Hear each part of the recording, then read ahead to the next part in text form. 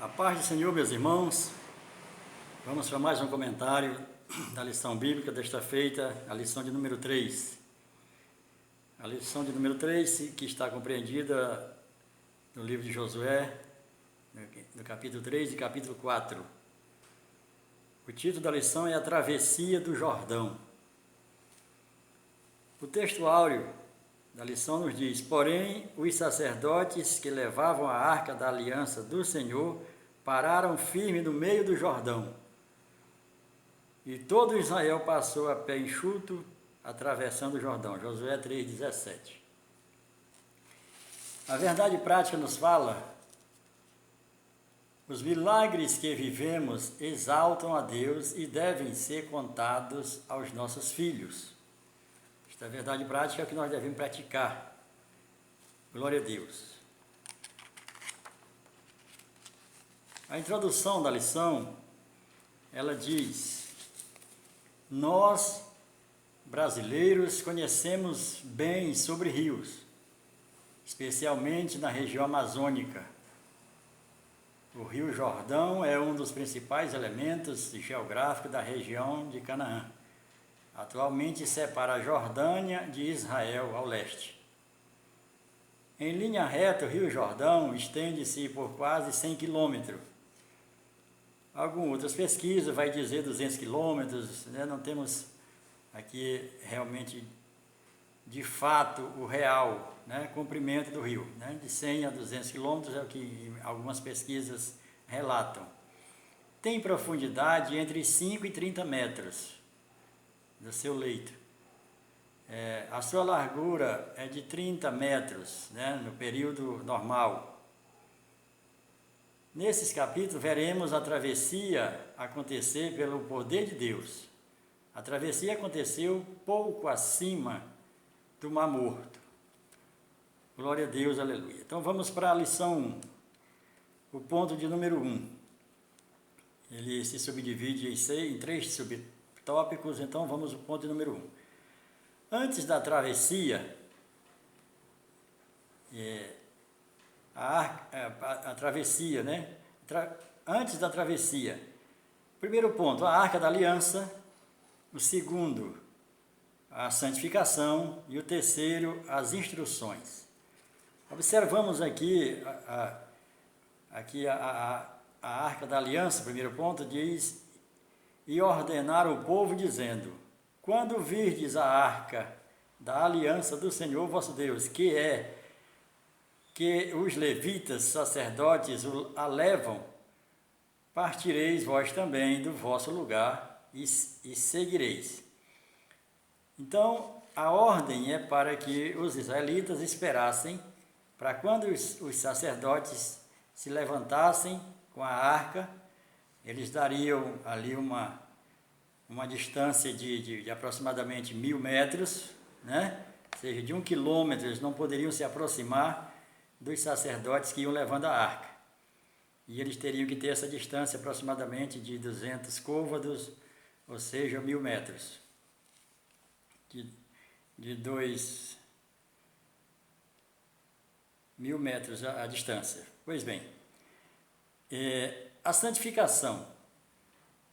Disse Josué também ao povo: santificai-vos, porque amanhã o Senhor fará maravilhas.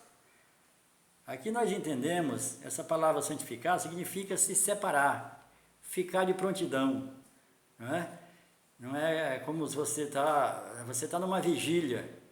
Você está numa vigília, você está se preparando, você está se abastecendo, você está se enchendo de Deus, do Espírito Santo.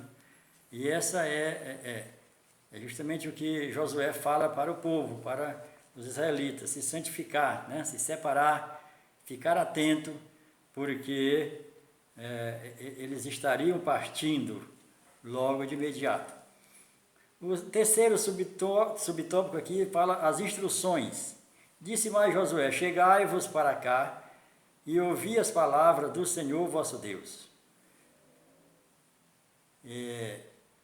Josué é o porta-voz autorizado por Deus com o fito de chamar a atenção para aquilo que era essencial a respeito do milagre Desse modo, o capitão expôs que a maravilha que estava para acontecer faria o povo saber que o Deus vivo estava no meio dele. Glória a Deus, aleluia. Então, Josué é um representante de Deus. Deus sempre trabalhou na terra com representantes. Desde Adão, você vai ver ao longo da história bíblica, Deus sempre teve um representante na terra. E agora o representante da terra, o representante de Deus na terra é a igreja. E nós somos representantes de Cristo, testemunho de Cristo na terra como igreja. Glória a Deus. Esse terceiro subtópico, ele também se divide em 3 tópicos aqui. Vale a pena destacar como Deus encaminha a promessa em se tratando com todo o povo. Primeiro, Josué, todo líder precisa ter credenciais que testifiquem a mão de Deus sobre sua vida. Então, não obstante você chegar diante da igreja, diante de uma plateia e dizer eu sou representante de Deus, você tem que ter uma credencial. E essa credencial, ela nem sempre teria que ser um documento, um papel, mas um testemunho. E aí Deus faz questão de fazer isso com Josué para mostrar para o povo que Deus estaria com Josué assim como estava com Moisés. Apesar de você ultrapassar o Mar Vermelho, comparando milagres, né? E atravessar o Jordão. Mas Deus ali estava mostrando para o povo, credenciando Josué para estar liderando o povo de Israel. Observamos também que o apóstolo Paulo, aos Colossenses, os Colossenses não queriam receber ele como apóstolo. E foi uma grande dificuldade para o apóstolo Paulo se colocar como apóstolo, porque ele não andou com Cristo. E aí os próprios apóstolos tiveram um embate. Mas Paulo aos Colossenses, ele diz, olha, eu sou tão apóstolo ou mais do que os 12, né? Ou do que os 11. E aí ele diz, eu sou da tribo de Benjamim, eu sou judeu, né? E ele circuncidado ao 8º dia, e com todos os rituais que a lei judaica requeria, ele tinha todos. Então ele colocou ali as credenciais diante dos colossenses, porque os colossenses não queriam receber ele como apóstolo. Então você como professor, como diretor de escola, como pastor, você tem a sua credencial, ela não é um documento físico, mas a sua vida, o seu legado, né? O seu trabalho, o seu cuidado com as pessoas. A pessoa, para ser pastor, não precisa ser de congregação. Se você cuida de uma alma, você já é pastor. Glória a Deus, aleluia. O segundo subtópico aqui desses terceiros diz sacerdotes. A arca representava a presença de Deus e foi levada pelos sacerdotes até a borda do Jordão. E então eles passaram ali. Lembramos de que Deus escolheu nos usar para manifestar o seu propósito. Nós observamos aqui que Deus, na travessia do Mar Vermelho, ainda não tinha arca. A palavra de Deus diz que o anjo do Senhor ficou entre Israel e o exército de Faraó. Aqui, antes de atravessar o mar. E o povo atravessou o mar. Aqui no Jordão, depois da travessia pelo deserto, dos 40 anos atravessando o deserto, já tinha o tabernáculo, já tinha a arca. Aí agora a arca representava a presença de Deus. A presença de Deus que foi lá no Mar Vermelho, agora está tipificada aqui através da arca, onde os sacerdotes eram as pessoas que só eles poderiam carregar a arca. Glória a Deus por isso. E essa arca eles pararam no meio. Os sacerdotes foram e pararam no meio do Jordão e o povo passou. Isso Deus falando conosco que Ele está no nosso meio. que Deus está sempre no nosso meio, Ele quer habitar no nosso meio. Então ele ficou no meio do Jordão, quando o povo terminou de passar, aí os sacerdotes se levantaram a arca e saíram. Porque a presença de Deus é no meio, é no nosso meio. Sempre Deus quer estar no nosso meio. E o terceiro ponto fala todo o povo. Eles precisavam ouvir as palavras do Senhor e ter a fé fortalecida. Então eles precisavam ouvir a palavra do Senhor, através dos sacerdotes, para fortalecer a fé. E nós precisamos sempre de estar na casa do Senhor para estar ouvindo a palavra, na igreja, na escola bíblica, para fortalecer a nossa fé. A fé é como se fosse um músculo do nosso corpo. Ela precisa ser exercitada, senão ela vai ficando atrofiada até o ponto de não funcionar mais. Amém? Glória a Deus. O ponto 2 fala durante a travessia. Durante a travessia era na época da cega, ou seja, o mês de Abibe, Nissan. O Jordão transbordava nessa época. E aqui diz, e quando os que levavam a arca chegaram até o Jordão e os seus pés se molharam na borda das águas, porque o Jordão transbordava sobre todas as suas ribanceiras todos os dias da cega. Ou seja, enquanto durava a cega, era enquanto durava a cheia do Jordão, e era no mês de Abibe, o mês de Nissan, no primeiro mês. Glória a Deus, aleluia. Aí nós vemos aqui o segundo ponto, do segundo fala, as águas passaram. Glória a Deus, aleluia. Então, se as águas passaram,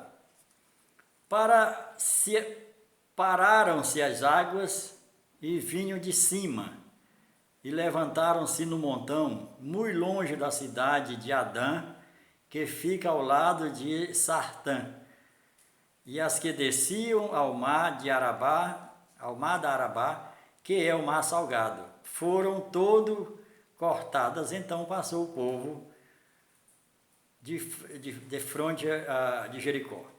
Nós observamos aqui a diferença da travessia do Mar Vermelho para o Rio Jordão, porque nós sabemos que o mar ele não tem correnteza.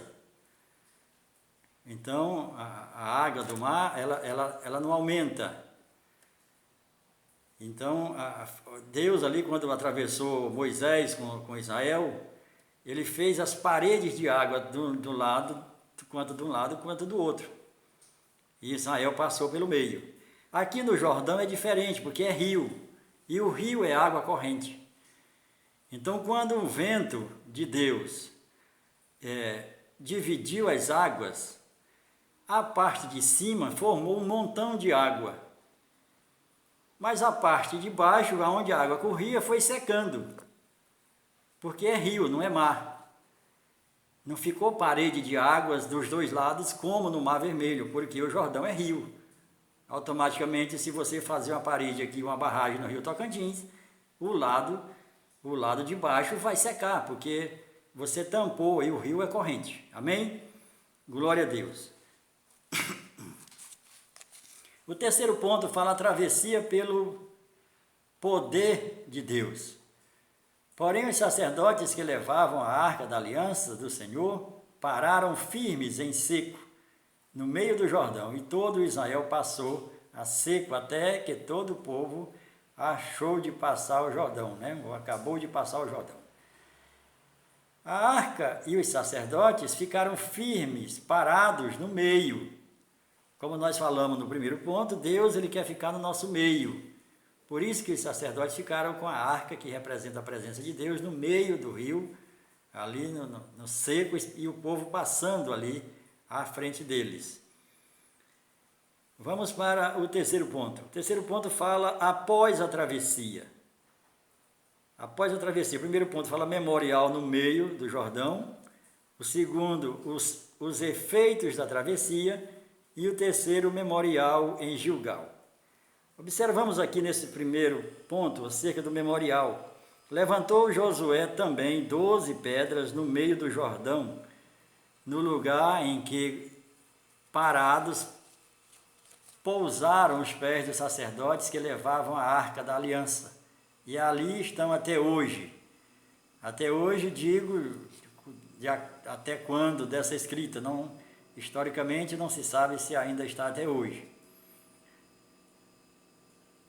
O também do novo versículo desta sessão sugere que 2 memoriais foram levantados, porque Deus fala para Josué, para que os israelitas, né, ele pegasse um de cada tribo, que são 12, e pegasse cada uma pedra, colocasse no ombro e levasse para fazer o memorial depois que atravessasse o Jordão.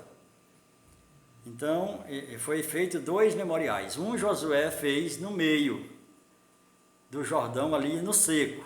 Depois que eles passaram, a água cobriu. Como estava na época da cheia, não era perceptível. Mas se entende que quando era na época da seca, que o Jordão chega em certos pontos a ficar de 5 metros de profundidade a 30 metros, esse memorial era visto. Até porque não seria memorial se não fosse visto pelo menos a cada ano. Porque memorial é justamente para você ver, para você ter uma memória, para você lembrar do que aconteceu. Os feitos da travessia. Naquele dia o Senhor engrandeceu a Josué na presença de todo Israel. Aqui esses feitos foi justamente a credencial que Deus dara a Josué, para que ele agora tivesse respaldo diante do povo. Assim como Moisés atravessou o Mar Vermelho, agora Josué atravessou o Jordão. Então o povo passou a respeitar mais a Josué. Se alguém ainda tinha dúvida de que Josué seria um líder levantado por Deus, eles agora essa dúvida teriam caído por terra, porque eles agora viram que Deus era com ele, porque fez assim como fez com Moisés. Glória a Deus. E o terceiro ponto e último ponto fala o memorial em Gilgal. As 12 pedras que tiraram do Jordão, levantou-as a Josué coluna em Gilgal. Esse memorial é para ser lembrado para gerações futuras, para quando perguntarem o que significa isso. E aí você vai falar do memorial. Nós tivemos alguns memoriais na Bíblia também. Nós tivemos aqui em Gênesis, o próprio Jacó fez o memorial em Betel, com aquela escada, né, aonde o Senhor desceu para falar com Jacó, e Jacó fez um voto, e depois desse voto Jacó colocou uma pedra como memorial. E nós tivemos também